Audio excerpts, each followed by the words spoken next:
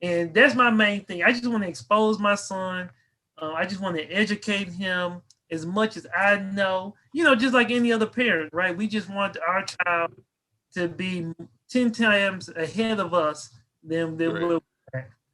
I think, and you said something there, Mick, like you said, everybody's not cut out for like entrepreneurship and stuff like that. I was like, I don't think everybody should be an entrepreneur, but Mm-hmm. everybody should have multiple streams of income. You know what I'm saying? Ah, And yeah, bro. Yeah, and you don't have to be an entrepreneur to have multiple streams of income. That's just a fact. right. So, but there's like you said, there's so many ways to generate income, and like we're so taught to like, all right, you gotta get a job. Like that's literally just one tactic to make Exactly. get income, and probably the least effective in the grand scheme of things if you're trying to build wealth. Mm-hmm. But all right, Grayson, what's the tip of the day? Why in school didn't they teach us to just write a book? Tell them to bring me my money. Yeah! Wealthy Delivery. What is up, folks? Welcome back to another episode of the Wealthy Delivery Podcast. And today, I got my big homie, the man with the plan. And I'm sure if you got a home help agency, he can give you a hand. So, my big brother, Darnell Reid, what's up, man? Hey, what's going on? What's going on, man? Hey, glad to be on this show with you, man. Hey, man. Things. I love to have you here, man. I'm glad you were able to schedule, man. As I tell you and the other fellas, man, I just appreciate you guys so much. Just connecting with you guys and having somebody to go through the trenches of war of entrepreneurship with. So it's definitely a grind, man. It's definitely a grind. Well, man, why don't you tell a little people about yourself, man? What your background a little bit, hone it down from you in Tennessee, right? Yeah, I'm in Memphis, Tennessee. Just hold it down. Yeah. So, hey, man, thank you for having me on the Wealthy Delivery Show with you, man. I know you guys are doing amazing things, and so just to share a little bit about me and what I do. My name is Darnell Reid. I call myself the Home Care Prophet. Profit, right? Profit.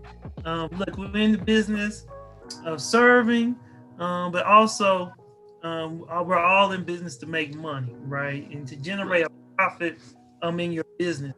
So what I do specifically is I help independent home care agency owners increase their revenue and profitability while working less. Okay, that's what I do. I've been running my own home care agency for the past 10 years. And so, look, I always say I'm still alive in the trenches. So I'm not just a coach like other people, but look, I still do. I still run my home care agency. So, I just coach and train on the things that we actually do and implement in our business, which has allowed us to be successful, man. So, hey, that's what we do.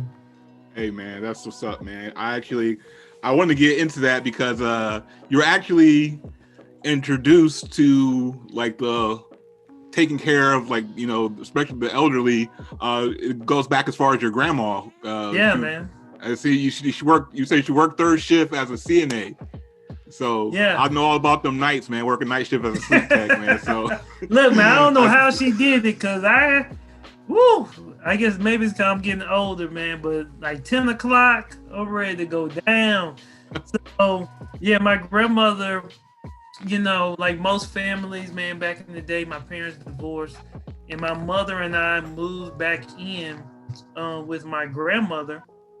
And, I was young. We were PO, right? P-O.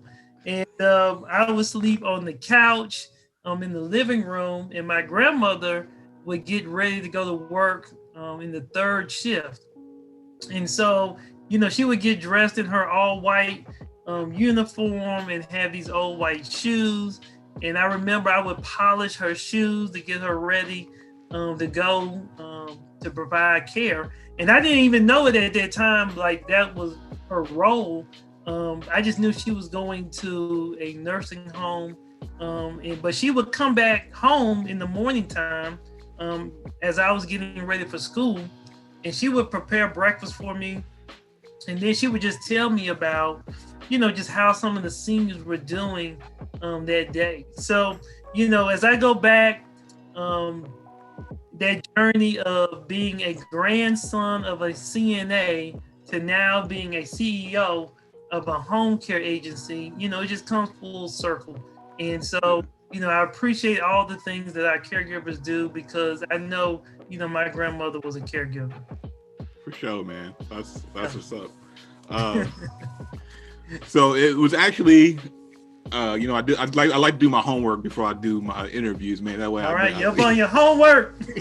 So it was actually a visit to your grandma's house that.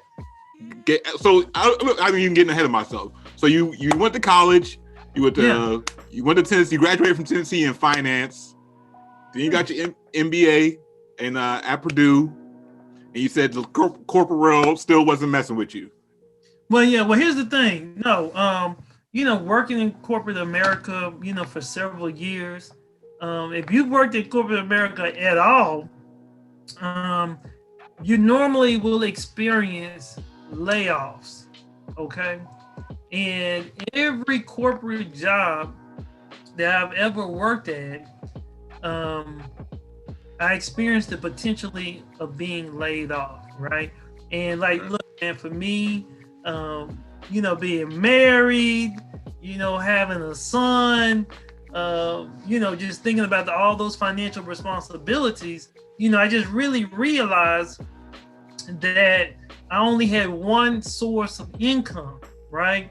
And I was relying on that one source of income. So if I was to be laid off, we would potentially just lose our home, just the whole financial devastation. And unfortunately, man, I've been at companies where I have seen people being walked out the door. And personally, it just seemed like there was no rhyme or reason. And so it could have easily have been me, in all situations, being where I've seen people being laid off. So, it was just really, for me, man, it just sparked within my mindset that I need to figure out how to have multiple streams of income.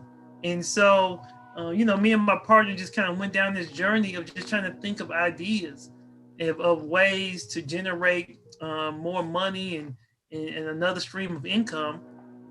And long story short, after several other failed businesses, you gotta have those failures. Don't nobody talk about that stuff, right? You normally just see the success or whatever.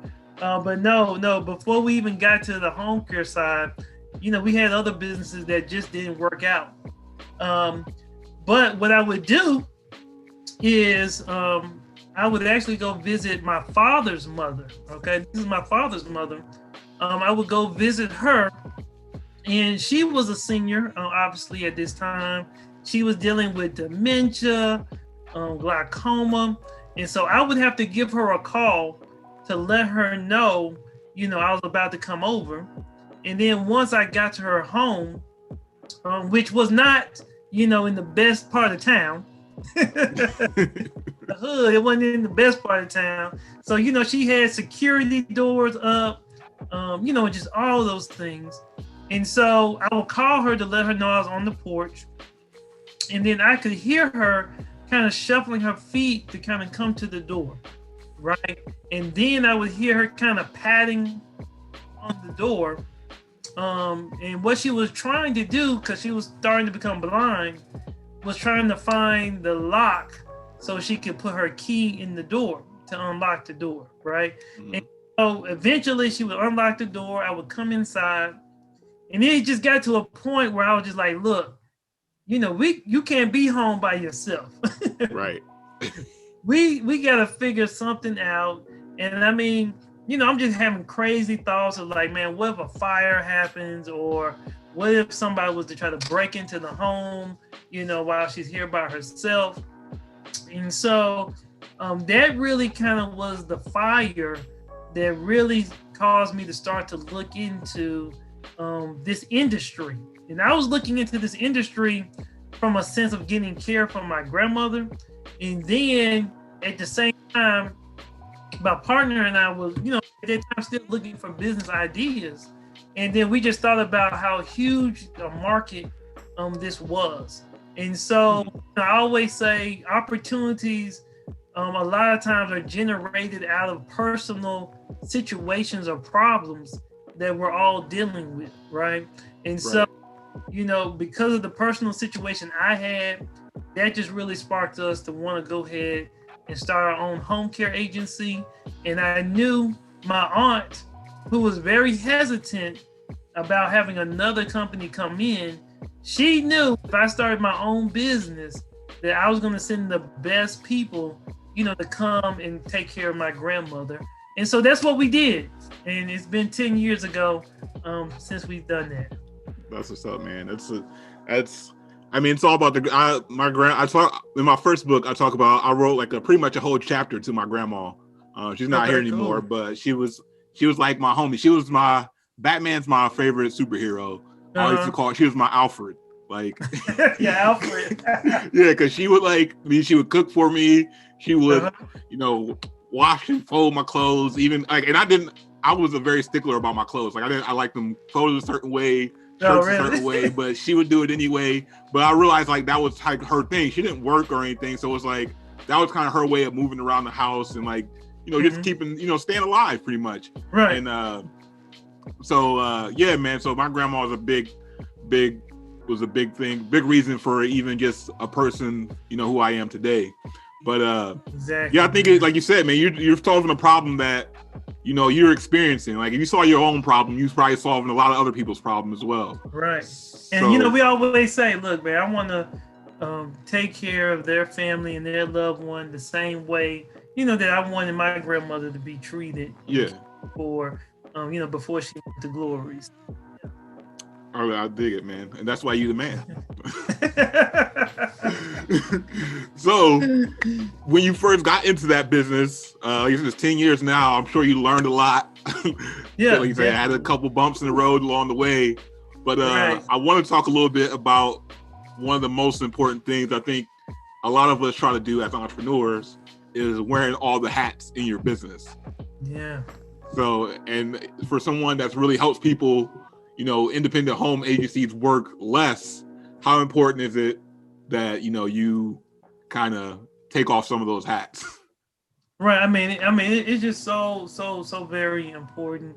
A lot of times what I've seen is, while you're in the startup phase, you are doing a lot of the things. You're being the hiring caregivers, you are marketing, trying to recruit, clients, you're trying to do the billing, the payroll, just all of those things, in your business. And, but for your business to be able to grow, right? This may sound crazy, but the less you do, the more your business can grow.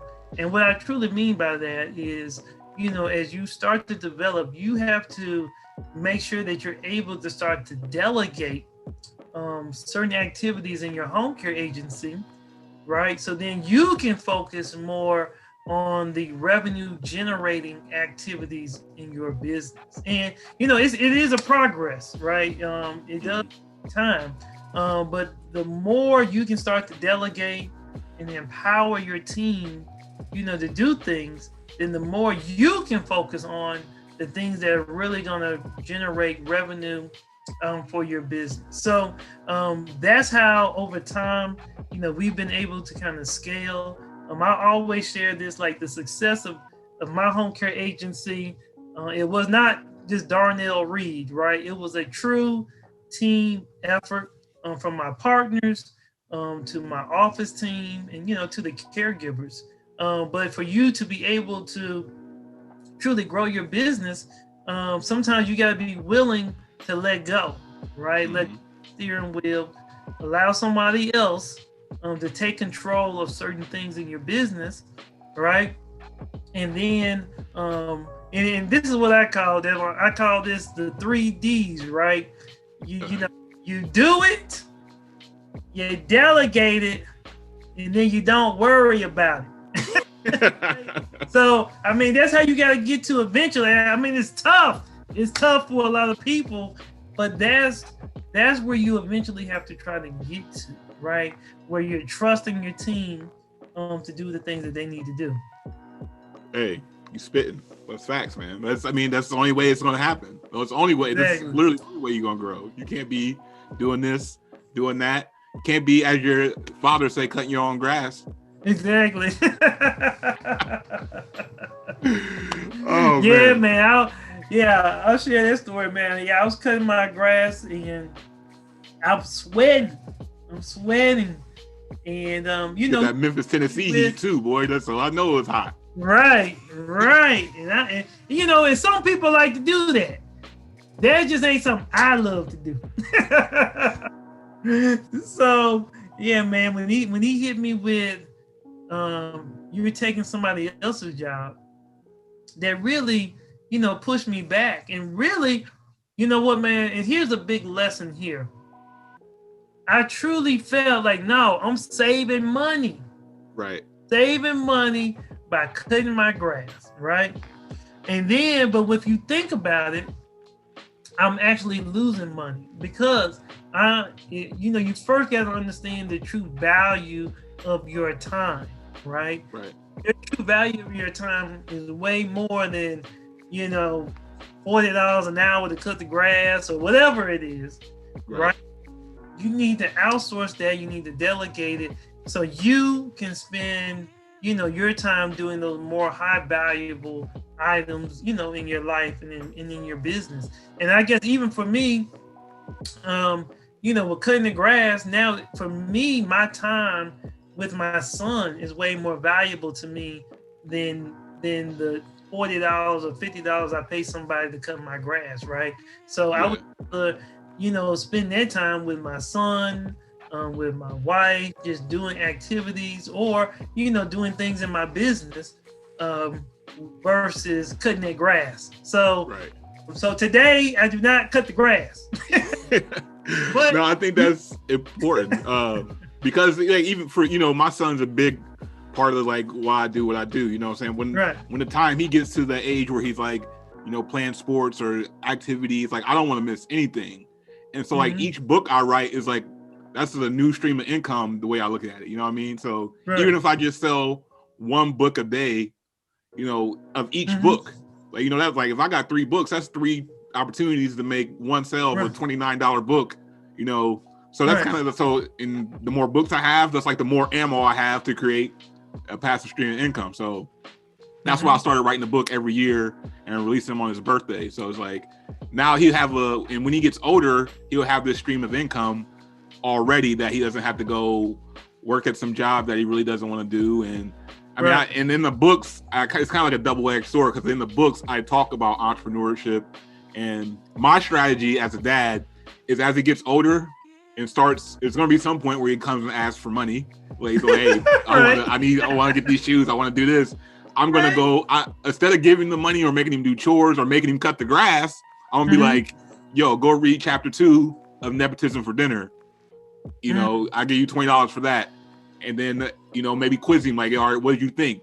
Did you find that information useful? How would you use it? And that's kind of like my strategy for parenting and ingraining these principles into his head of like, because eventually at some point he won't come ask me for money anymore, because something I made him go read, now he's like, oh, let me go try that and make my own money. So I kind of, that's my mad scientist method of ingraining all these things into my son's head. Yeah, man, I think the biggest thing from a parenting standpoint, at least my perspective, is I try to involve my son in a sense of what I do, you know, from a business perspective. And so he comes to our office and, you know, he likes to play in my chair, and so he knows, you know, of the business. You know, he doesn't know exactly what we do. But he knows, like, okay, we have a business, you know, okay, we have employees. And so hopefully that's starting to sink into his head, right? Also, one of the things that I do is when we get a new client, right? A coaching client or a new home care client, you know, I announced to my family, and we kind of corny, but this is what we do. You know, I said, we got a new client, right? And then he starts clapping, yeah! Hey man, you gotta get involved. I love it. Right. So, you know, we just have fun with it. And, you know, hopefully that's kind of just sinking into his head. Because at the end of the day, man, our kids, they're gonna do what they see us do versus actually all the words that we say. Right. Exactly. And you know, our actions always speak louder than our words. So that's just, man, that's what I do. You know, and as we were talking about earlier, of course I want to open his mind to entrepreneurship and so forth, and either, you know, one day taking over my business or one day just starting his own business. But at least want him to know that it's possible. But, you know, at the end of the day, he'll have to make his own decision, you know, for his. But I think what's so key is just having that exposure, right? Just being exposed. That environment, man. You're creating that environment of like a norm, and like that's kind of my thing. Like how old your son? So he actually just turned 5. Just turned 5. So mine is 3. So. But he's like already grasping. Like I'm always putting cameras and like recorders in his hands. Like I bought him a little digital camera, like a kid's digital camera, and he loves this thing. Like he takes pretty good pictures too. I'm like, but I'm realizing how he's like picking these things up, and he'd be like, "Papa, I want to help you on the computer," and like, you know, just things like that. And I'm just I'll show him like me editing videos and just, you know, making that the norm. And because by the time he's like 18 or so, ain't no telling how crazy this whole technology thing will be.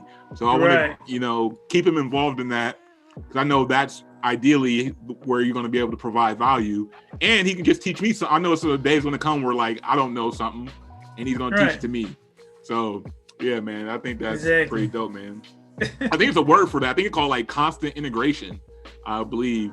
For like when you have your kids and like bring them to the office and have them in your business and things like that. I think that's constant integration. So yeah, man, that's important. Do you read a lot? I feel like you're a big reader. I know.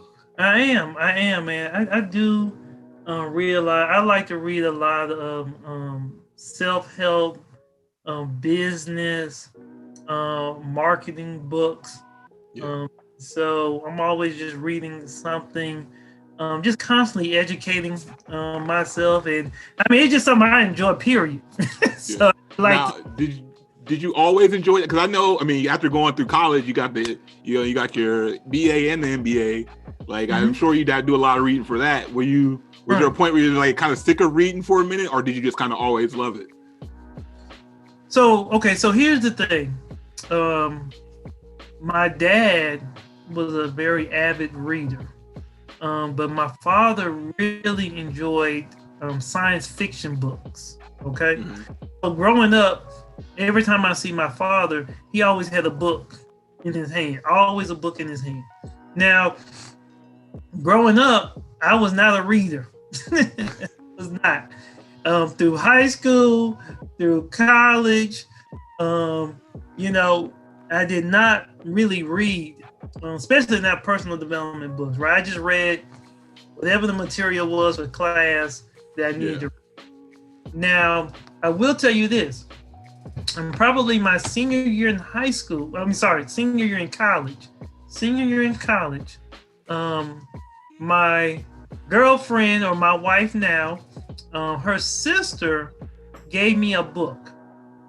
And the book was called Think and Grow Rich, A Black Choice by Dr. Dennis Kimbrough. Okay. And that was the very first, what I consider self-help, personal development book that I truly read from cover to cover. And it was my first time at that time where I had truly was reading stories of successful black men, black women who were very successful from a business perspective. Okay, and it just blew my mind. I was not, honestly at that time, I just wasn't aware of all of the successful African American men and women that were out there, and just hearing their stories, their tips, and their advice. And that really just truly inspired me. And that was probably the first book that I can say I truly read cover to cover early on. And so that's one book that really just kind of transformed my life. And then my brother-in-law now, he actually shared the Rich Dad, Poor Dad book with me way back when.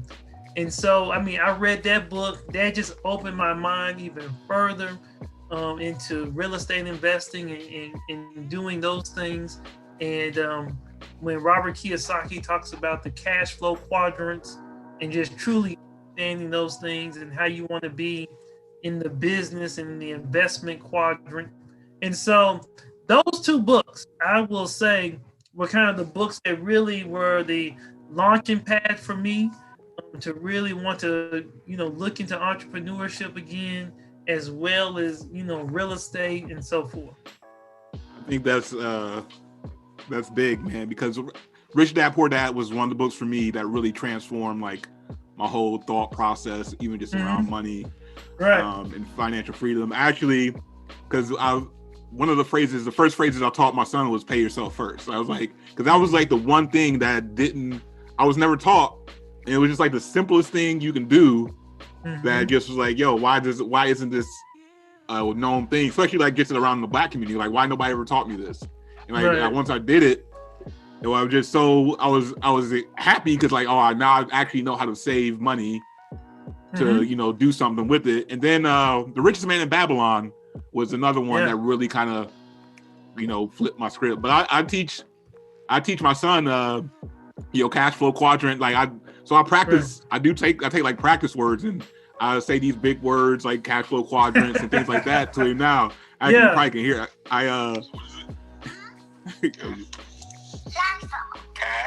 Cash, like cash, some piece cash,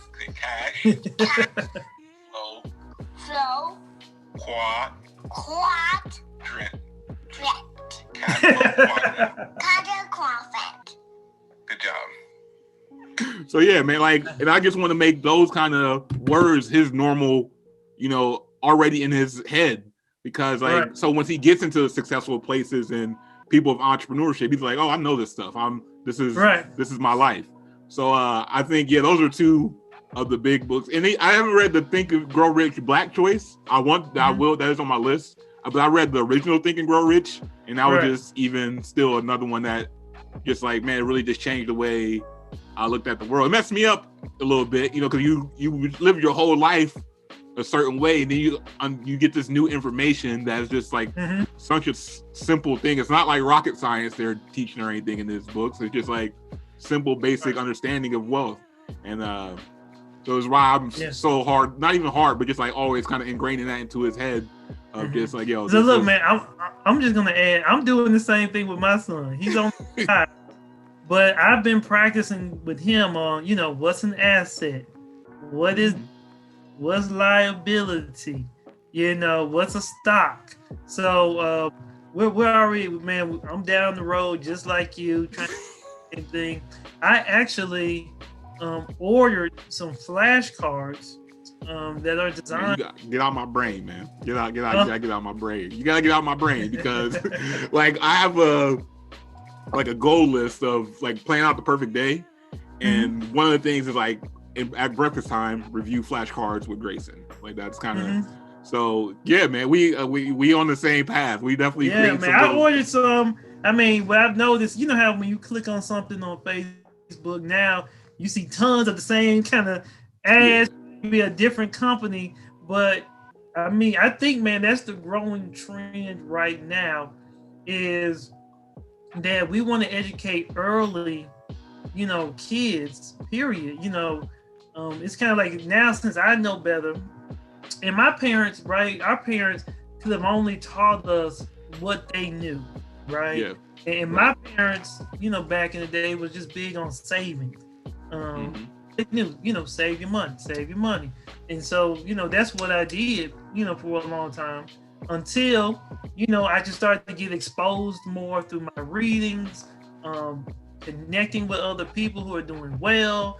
And then seeing really, I'll be honest with you, man, a lot of the stuff I've done is just because I have seen somebody else do it that I'm connected with, and that, doing it well.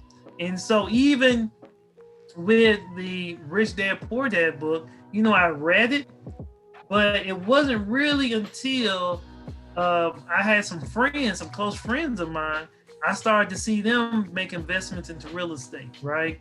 And so that caused me like, hey, it was kind of like one of them things like, hey, if they can do it, I can do it, right? And then, with the home care business, seeing the need for my grandmother and what she needed, right? I did also see another person have a home care agency, right? I started to research and saw some other people who had them. And I'm like, okay, cool. Like, if they can do it, I can do it. And so I just think with the knowledge and information that we have nowadays, especially on the financial side, that I think it's so imperative that for us, especially African American people, Black folk, we need to educate earlier our children, since you know better now, right? We may not know back in the day, but now since we know, I just feel like there's really no excuse anymore. Now it's time to educate our kids on the financial aspects, right? Debt, assets, liabilities, cash flow. What are other ways to generate income, right? It's just not having a 9-to-5 job. And there's nothing wrong. Here's another thing, man. I'm gonna just say this, man. There's nothing wrong with having a 9-to-5. Everybody's not meant, to be an entrepreneur, right? If everybody was an entrepreneur, then you would have no employees. Right? So it's just not meant, for everybody. But I just think everybody at least needs to know that there's other ways to generate money, right? And now it's on them to make the decisions if they're going to do it or not. And that's my main thing. I just want to expose my son. I just want to educate him as much as I know, just like any other parent, right? We just want our child to be 10 times ahead of us than we're. I think, and you said something there, Mick, like you said, everybody's not cut out for like entrepreneurship and stuff like that. I was like, I don't think everybody should be an entrepreneur, but everybody should have multiple streams of income. You know what I'm saying? Bro. Yeah. And you don't have to be an entrepreneur to have multiple streams of income. That's just right. Thing.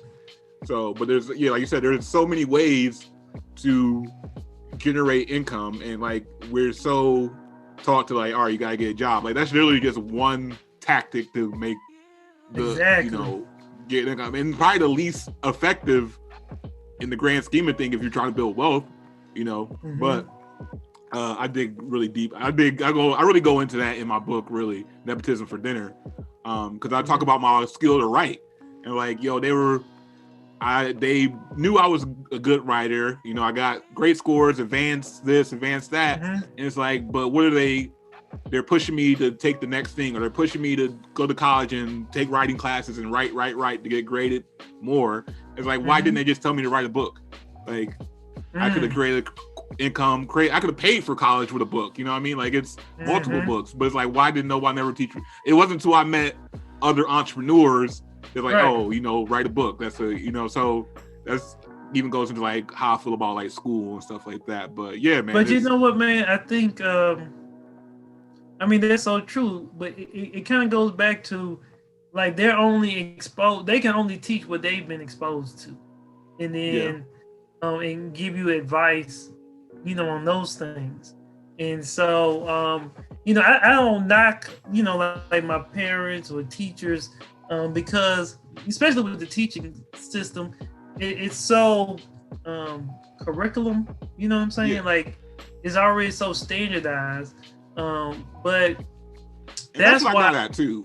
I was like, I mean, I wasn't like, yeah, I remember in my book too, like I attack more the system than the teachers itself, and like obviously not my parents, but yeah, like, because I understand it's a big umbrella that they're being pushed into, that they're not even programmed to think that way of like generating income by writing a book or anything like that. So it's definitely an attack on the system. I think the system is just trash. They're just raising people to be workers versus to think for themselves and go create on their own. Right. I mean, if you look at the history, and I don't know all of the facts from the history, but from my understanding was, they started the whole school system. So like, if you look at how things are structured with the bells and all of that, it was designed for people to then be able to work into these factories, right? So the big billionaires of the days, like, the Fords and the Carnegie Mellons and all of those people, back in the day, need to have more educated workers to then work into, into their factories and facilities. But I think, man, one of the main things you hit, I think you nailed it. And like, everybody doesn't have to be an entrepreneur, but they need to realize that there's multiple ways to generate income, and then nowadays you do want to build that wealth. One of the big things, man, that was just, I guess, revelation for me, and I guess I've always known it in a sense, but it just came further into light for me, is especially since we're in Black History Month, when we just think about more of the systematic things that have been in place to oppress, Black people, right? When you think about the whole redlining situations, the school systems, and just all of those things, right?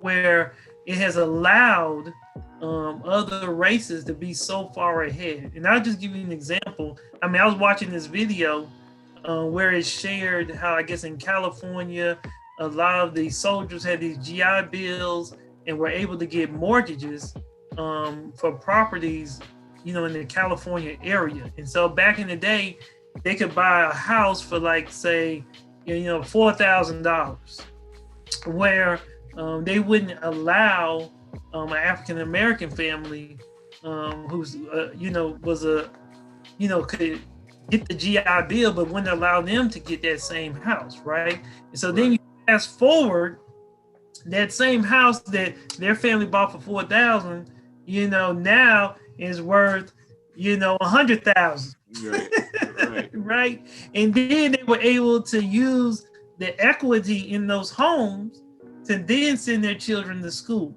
right? And to finance their education. Or, and then that house over time, if you look at the California market, you can see how crazy these home prices are, right? But say now that same house is worth $300,000, right? And then eventually they sell the home. And so now the next generation of that next, that family member is now $300,000 in the head, right? Because of those things, because of those decisions a long time ago. And I just share that because I just kind of think about just my own journey of, like, going to school, right? Coming out with student debt. And then once we come out of school, then we decide to get a car, right? So then you finance the car. And then you decide to buy a home. So then now you got a mortgage on your home, you have children, and so that costs money. And so now, majority of Americans, we're just in debt, right? From student loans, car loans, mortgages, credit cards, and then you have children, right? And we know children ain't cheap. So, so with that being said, man, it's just so imperative for us, right, as we advance as a people, for us to become more financially astute, focusing on generating, generational wealth, right? Building, acquiring assets that are going to generate money for you to then be able to then pass down to your children. And so it's so important that we educate them now. So once, we do pass away, they will know what to do with the assets and money, that we leave them in the future. So look, man, I'm on a little tangent about this, but I have passion about this. No, that's what I want, man. That's what Wealthy Delivery is all about, the passion, man. That's what. So, hey, my platform is your platform. If you got something to say, you come up here and say it. All right. But no, because it's real, man. And like I touched on that. Like the generational wealth gap between black and white is like ridiculous. It was some survey or something like consumer, I don't know, one of them business sources. It was from 2016. So there's no telling what it is today, but from 2016, like the average generational wealth for the white family was like, they passed down like 300,000. And then the average for the black family was like 17,000. Right. And I think I read that same study. Yeah. And then when you get to the top 10%, it's even crazier. It's like 1 million to like the 300,000 the average white family makes. Like it's crazy. So I think what you're saying is right on, man. We gotta teach those things. We gotta ingrain it to them where it's not like such a shock when they get to like it was for me or for you, like when you read a book and it was such a shocker. Like I want my son to at 18 pick up a book, but like, yeah, that makes sense. Yeah, that's right. So hey man, but I want to hit on. And see, I guess that's kind of the point I was saying, in the sense of when you look at that gap, right? It's because that money has been being passed down from generation to generation. Right. You know what I'm saying? Yeah. And so it's going to be hard to close that gap when they have had so many years, you know what I'm saying? For sure. Money being passed down from generation to generation. So I feel like it's possible. It's going to take time, right? If someone is already ahead with hundreds and thousands of dollars, right, and that money is still growing, right, and we starting in the negative with debt. We first got to get out of debt, right, to then acquire and build our wealth. But so anyway, man, it's just something. And that's the thing. And that's my biggest thing. Like I don't even. I mean, just me personally, even on like I really don't pay attention too much to what anybody else is doing. But it's like at some point, black people, we gotta do for ourselves. Like like you said, that's a long race trying to close that gap. Right. But like, don't mean we can't build no wealth or at least start the process. Exactly. In the meantime, So spot on, bro. Yeah. Good question for you. If you could remove all barriers and constraints on a project, you got all the people you need, you got all the money you need, got all the resources, what would that project be? It's like you got the complete green light. It's like, yo, Darnell, this is you. This is all you, bro. This is what you've been waiting for. Anything you want, you can make it happen. No money constraint, resource constraints.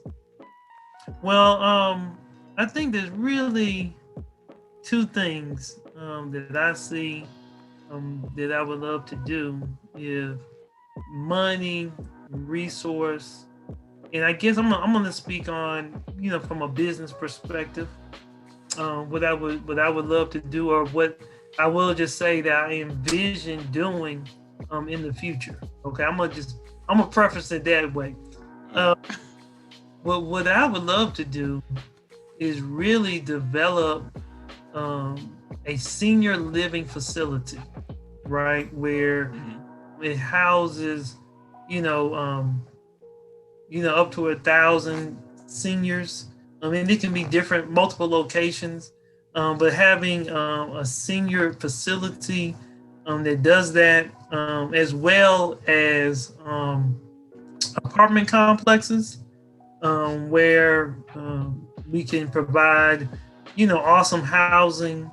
This would probably be more high-end housing for apartment complex.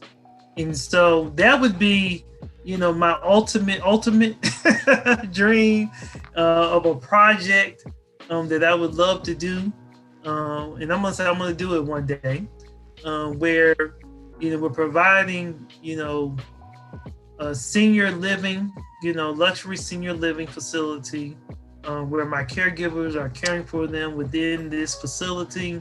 And it would be kind of like a residential facility for seniors, and then also separately an apartment complex, more of a high-end apartment complex, for just general living, for other people. And so those would be kind of my ideal future thinking, my big hairy project that I want to do in the future. I like that. I mess with that. Yeah, it's all about taking care of the people, man. Like we want to get. I think just as Black people too, man. We care about people so much, and we want to give, even when we don't have a lot, we still want to give as much as we can. So I think that even goes to show, even with that. Yeah. I got a good question for you too here. This will make you think. You probably have a different answer every day of the week, but you can have dinner with any 4 people, dead or alive. Who would it be and why? Whew. Well, I guess one of my, superheroes or stars that I would love to meet or have a conversation with would be Magic Johnson. Oh man, Magic. Hey. Just his personality, being obviously watching basketball in the 80s, just growing up, he was one of my favorite NBA players. But now, for what he has done in the business world, the things that he has done from that perspective as well, I would just, truly enjoy meeting him and just sitting down and having a conversation with him from basketball to to business. You talking about LeBron, baby? You talking about Bron? You tell LeBron. Well, look, man, I'm an 80s. I grew up watching the NBA in the 80s, so it'll be mad for me. Just seeing what he does. I know you have.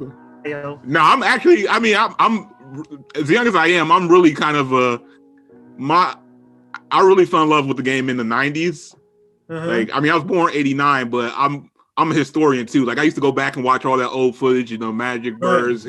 So that's, I like I like to do my research. So I'm a big fan of like the old school stuff too. But 90s, my guys, man, like Kobe, KG, AI, those dudes that 90s to 2000. Obviously, I was a huge Jordan fan, but it was like I was still very young when that, young enough to be crazy about him, but still like I was still had a lot of basketball left in me after he retired. So, but no, I'm a big fan of the old school guys too, man. So I get it.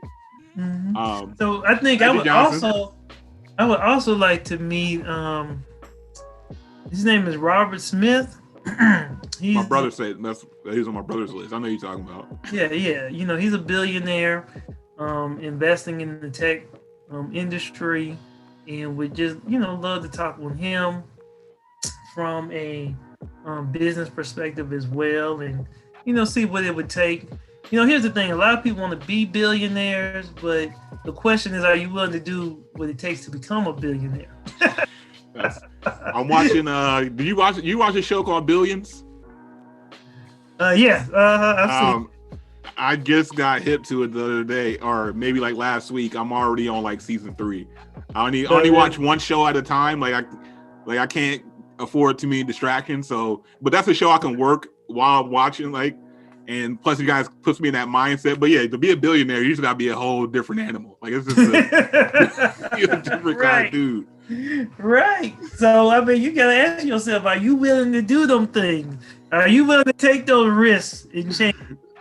And some people are not. So, hey, that's why we are where we are.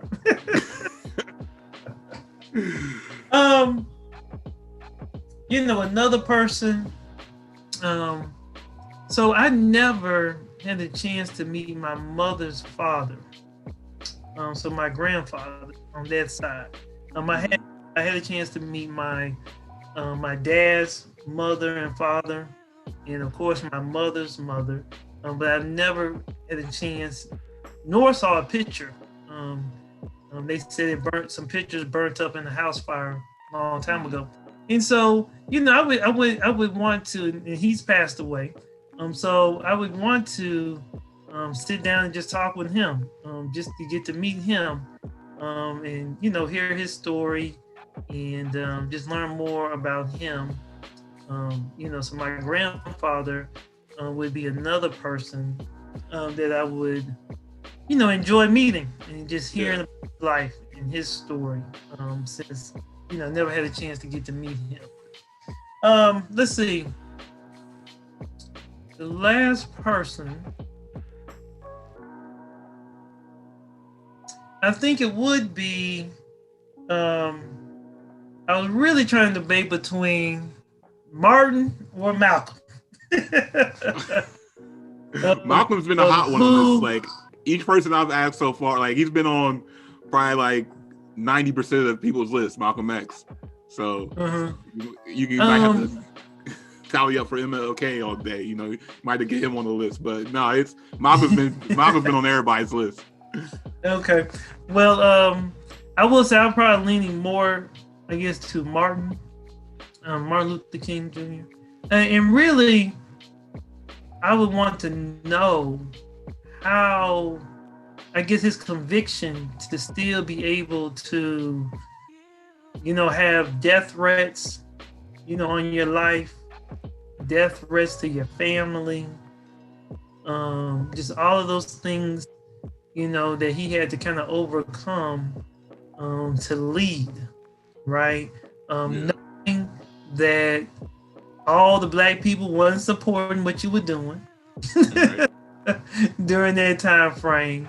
And I guess that's what I would want to know. Like, what was inside that caused you, or that conviction, inside that caused you to still persevere during those times? Because, you got to ask yourself, honestly, I mean, would I have still pushed through?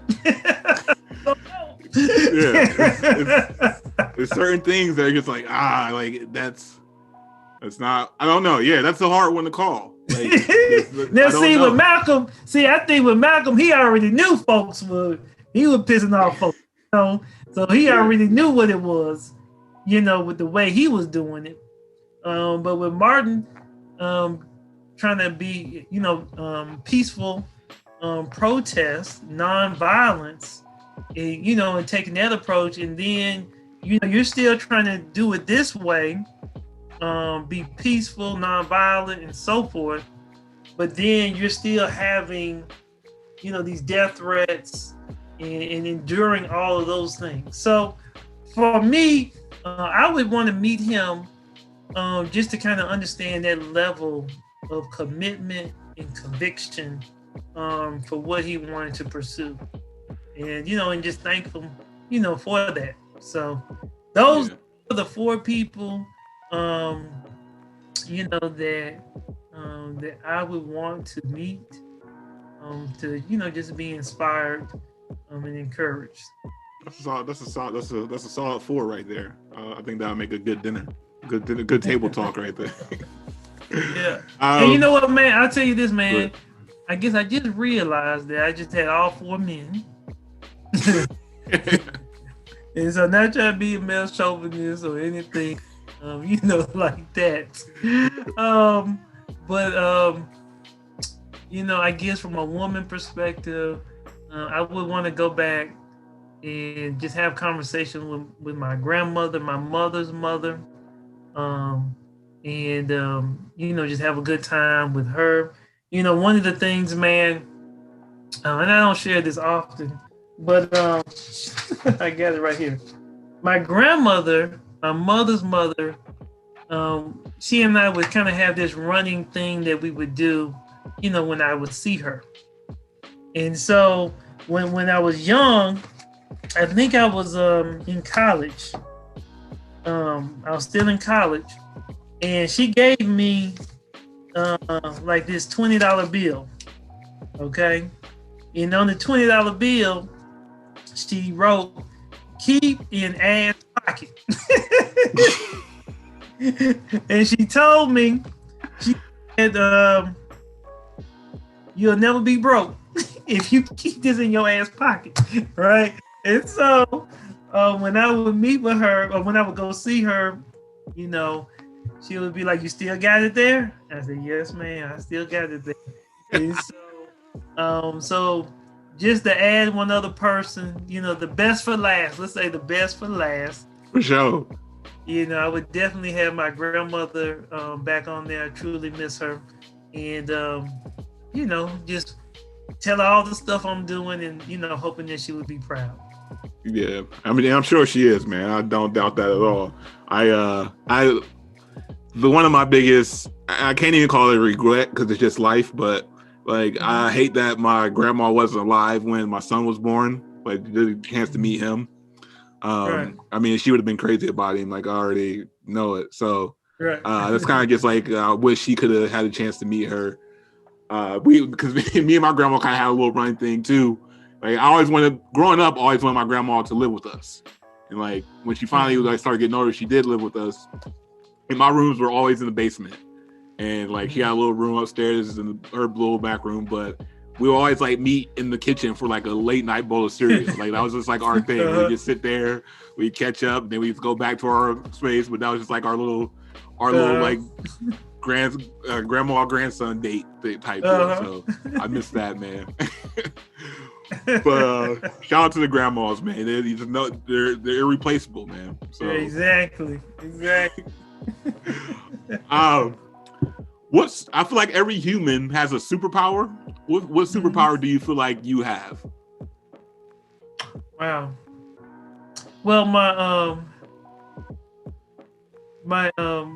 wife says I'm an idea incubator, and so along this entrepreneurial journey and just reading and the things, one superpower that I feel is, you know, I can lay out, you know, talk to somebody about any business that they have and kind of share like, hey, these are boom, boom, boom, boom, boom, the things that I would do, you know, to grow the business and to get it going. And so, and then I like to discuss and talk about ideas with people, you know, whatever business ideas that they have, and just try to, you know, add upon it.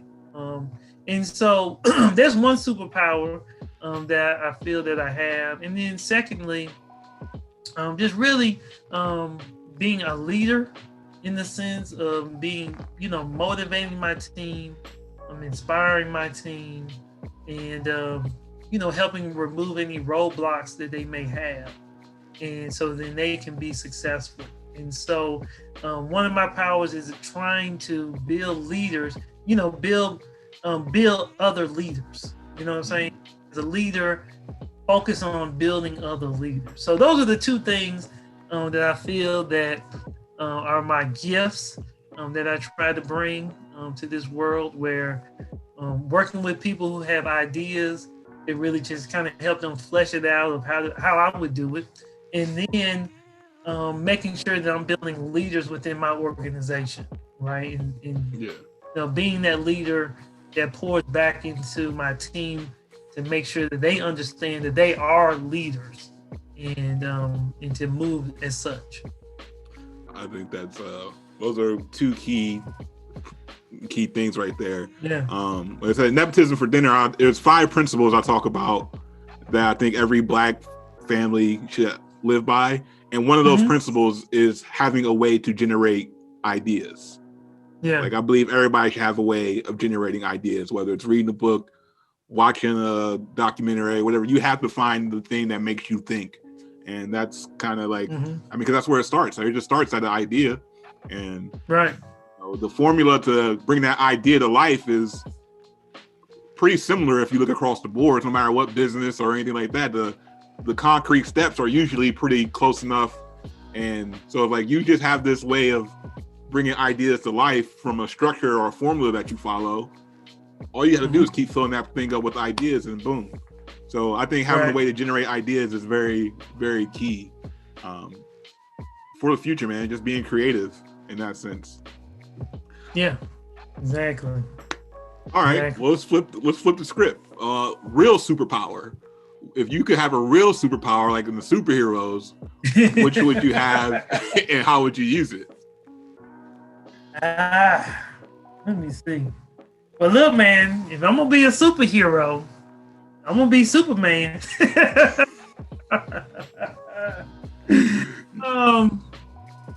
Let me see, man. I mean, I guess everybody want to fly. Yeah. Like, hey, I'm finna shoot.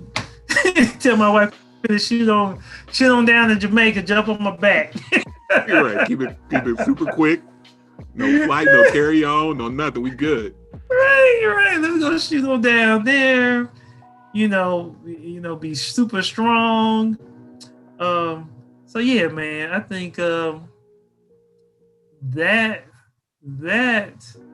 I can't think of anything else, but that would be one. I would think about being Superman, being able to fly, have the speed, have the X-ray vision. just all of them. That's fair. See, I love all the, like, the Justice League, the cartoons, the series, all that stuff. Like, I nerd out on that stuff. So, but I will tell you this.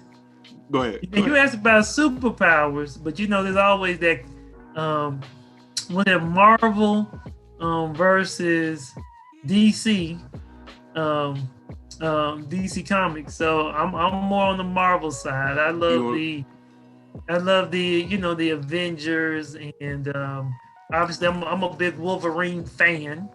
Well, that's the thing. Like, when it came to, like, the motion pictures with, like, the actors and stuff, like, Marvel just has that on lock. Like, I mean, they did great. They really went into each character's, like, with the story development and anything like that. But when it came to DC on that side, I feel like everything was kind of rushed. But like, their cartoon movies is where they should live, because, like, they killed those. Those are, like, fire. But when it comes to, like, the live action stuff, Marvel has it hands down. It's like not even close. Right. Now I will say, I like me some Iron Man too. Now, I guess I can be a billionaire, playing with all the gadgets. I guess that's cool too. I think I'm switching, man. I'm switching teams. I'm going Tony Stark around here. Tony Stark. I'm Iron Man. I'm a Batman guy. I'm a Bruce Wayne I feel like those two are pretty similar. So I've never been, like, one to like drool over a superpower. Right. Just because, like, I felt like the reason I like Batman so much is because, one, he has to be ahead. He has to be ahead at all times. Like, so he's thinking, like, 5, 10, 15 steps ahead, and he's holding his own with these people with superpowers. I'm like, so he always got to be on his P's and Q's. But I just think, like, the abilities he have, I can emulate in real life. I'm not in his style of say, but I can be, work on my body, work on my mind, things like that. I think I can do it in real life. So, but when it came to the superpowers, though, when I watched Doctor Strange, and it was that part he was, like, reading in his sleep, like his conscience was out of his body, and he was reading, he was still studying I was like, yo, if I had that, like, reading while I could sleep, and just wake up and start implementing, like, that would be the best superpower of all time for me. So that's when I saw that, I was like, yo, that's the one I want. That's it right there. That's the one. But yeah, man. But no, man, this has been dope, man. We've been at it for a minute. I appreciate you coming out, man, taking the time and mess with me, man. Hey, no problem, man. Hey, I definitely enjoyed it. Thank you for having me on your podcast show, man. Hopefully I dropped some nuggets. Listeners, elevate their game. Well, if people want to check out more of you, man, especially if they're interested in, maybe they have a home help agency, or they're interested in getting into that, in that world, where can they come check you out? Well, yeah, actually, I got a free training that I share where they can learn the 3 secrets to grow their home care agency while working less.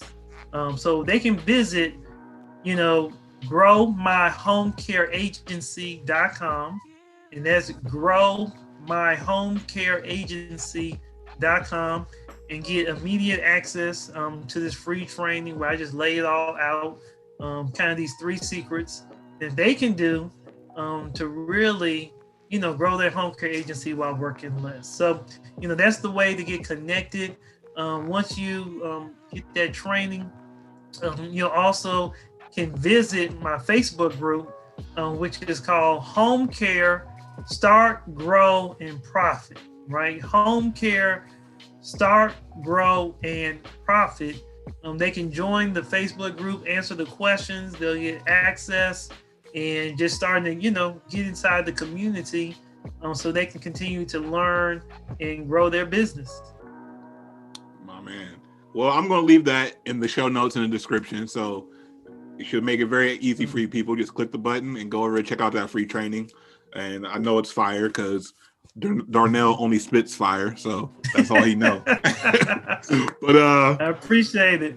Hey, man, I appreciate you, man. I love you, man.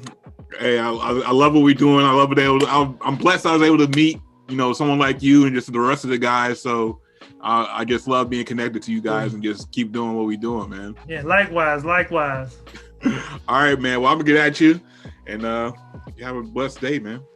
All right, we out. All right, bro. All right. Peace.